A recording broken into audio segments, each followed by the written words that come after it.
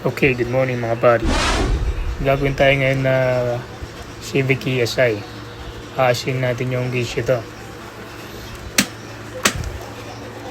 Same issue rin ulit ng mga lumang Civic, yung hindi responsive yung speedometer kapag mabagal yung takbo. Tapos aasin din yung ilaw nito, paliliwanagin para kahit kitang kita yung mga detalye ng bawat nakasulat sa gauge. Ilinis na rin yung needle, tapos yung likuran ng gauge, tapos yung face ng gauge para mas maliwanag. Yan, nalinis na rin yung buong gauge. Maganda na rin buga ng ilaw ng mga LED. Natetesting natin ngayon to sa mismong kotse na tinating may problem pa rin kung working na rin yung speedometer. Check din natin yung mga indicator mamaya.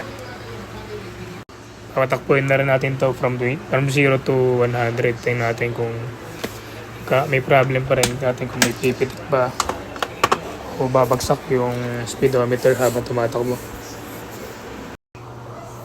Yan, testing na yung specialist natin para ma-check yung mga ilaw.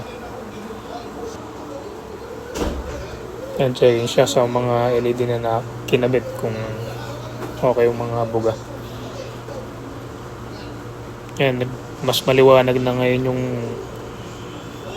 mga detalye, yung mga nakasulat sa mismong gauge kaysa sa kanina before gawin. Yan, check yung specialist natin sa mga ilaw. Yan, check din natin niya rin yung indicator. Yan, napansin namin na hindi gumagana yung indicator ng gauge. Ayusin din natin yan. Yan, okay na, naayos na ng specialist natin yung oil indicator, nag-appear na rin siya. Yan, testing naman natin yung speedometer kung working na siya. Nilagyan na lang din ulit ng jack yung harap para matesting kung gumagana yung speedometer. And from 0 to 100 natin siya testingin.